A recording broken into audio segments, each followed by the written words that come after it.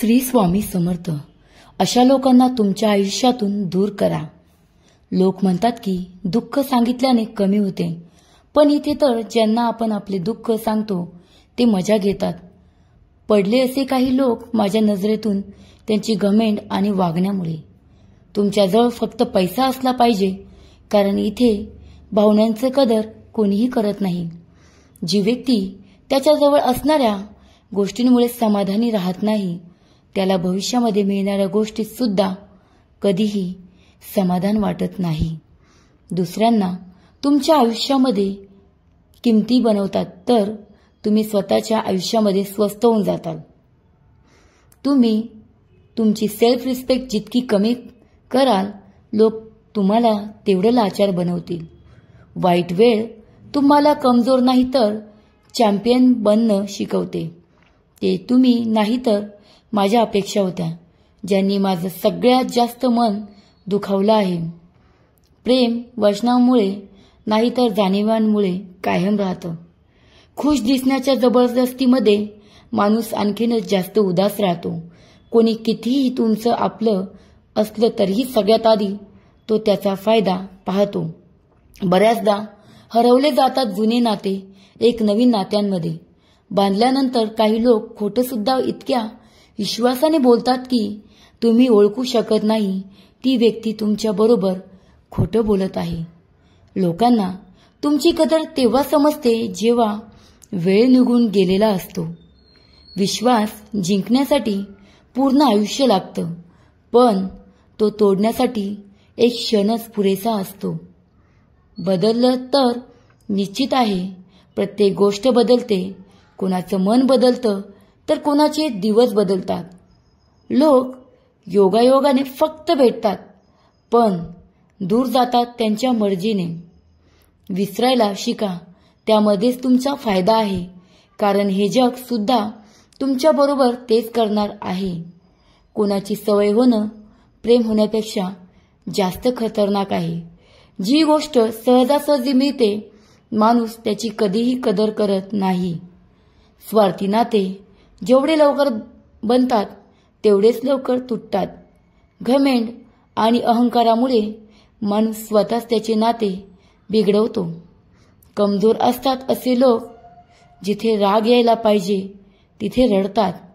कधीकधी खूप काही असतं बोलण्यासाठी, पण मनातील गोष्टी मनातच राहतात. मी कधी कोणाला आजमावलंच नाही.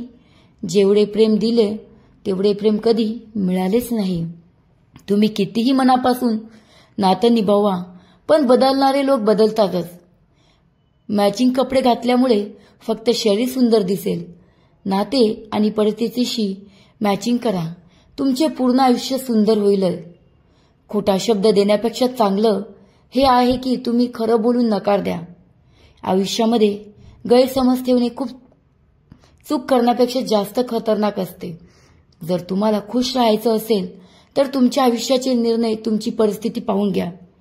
जगाकडे पाहून जर निर्णय घेतले तर नेहमी दुखी राहणार. आयुष्य असतं तर आपण पण त्याला दुसऱ्यासाठी जगावं लागतं. तुम्ही काय आहे हे गरजेचे नाही, पण तुमच्यामध्ये काय आहे हे गरजेचे आहे. निघून गेलेला वेळ तुमच्या डोक्यामध्ये आहे आणि येणारी वेळ तुमच्या हातामध्ये आहे. थेंबा एवढे आयुष्य आहे माणसाचे, पण अहंकार समुद्रापेक्षा मोठा आहे. गेलेली वेळ कधीही परत येत नाही, पण गेलेल्या वेळेमध्ये लोक कसं आणि काय वागले ते नेहमी लक्षात राहतं. लोकांकडून जास्त अपेक्षा ठेवू नका, नाहीतर नेहमी उदास राहताल. लोकांना काही फरक पडत नाही. हे नाते सुद्धा खूप विचित्र असतात. बिना विश्वासाचे सुरू होत नाहीत आणि बिना धोक्याचे संपत नाहीत. अडचणीच्या वेळी मदत करण्याचा दिखावा करणारे लोक बरेचदा तुमच्या बर्बादीवर खुश होतात. भरोसा तर आपल्या श्वासाचा सुद्धा नाही, आणि आपण माणसावर भरोसा करतो जो तुमच्या भावनांना समजून घेऊन सुद्धा तुम्हाला त्रास देतो. तो तुमच्या कधीही होऊ शकत नाही. तुम्ही कधी या गोष्टीचा विचार करू नका की तुम्ही एकटे आहे, तर या गोष्टीचा विचार करा की तुम्ही एकटेच पुरेसे आहे. वाया घालू नका तुमचे शब्द प्रत्येकासाठी. फक्त शांत राहून पहा की तुम्हाला समजून कोण घेतो. आयुष्यामध्ये एक वेळ अशी सुद्धा येते की माणूस दुःख सहन करणे शिकतो. नाराज होण्याचा हक्क तर आपलेच लोक देतात. पडक्यांसमोर तर खोटं हसावं लागतं. कोणाला आपल्याबद्दल चुकीचं नसतं, पण कुणाला आपलं म्हणून सोडून देणं चुकीचं असतं. तुझं माणूस नेहमी शांत राहतो, तो त्याच्या शांतपणामध्ये सुद्धा सगळं काही सांगून जातो. खरं प्रेम बरेचदा चुकीच्या लोकांवर होतं. मनाचे दुःख शरीराच्या दुःखापेक्षा जास्त त्रास देते. त्यामुळे मन नेहमी प्रसन्न ठेवा. या जगामध्ये जगायचं असेल तर थोडं स्वार्थी व्हायला शिका, कारण इथे धोका मिळायला वेळ लागत नाही. अत्यंत महत्त्वपूर्ण अशा आपल्या जीवनातील काही मुद्दे इथे मी स्पष्ट केलेले आहे. जर तुम्हाला हा व्हिडिओ आवडला असेल आणि अशाच प्रकारच्या नवनवीन व्हिडिओ पाहण्याची इच्छा असेल तर अजूनही चॅनलला सबस्क्राईब केले नसेल ते सबस्क्राईब, लाईक आणि शेअर करा. भेटूया एक महत्त्वपूर्ण व्हिडिओ सोबत. धन्यवाद.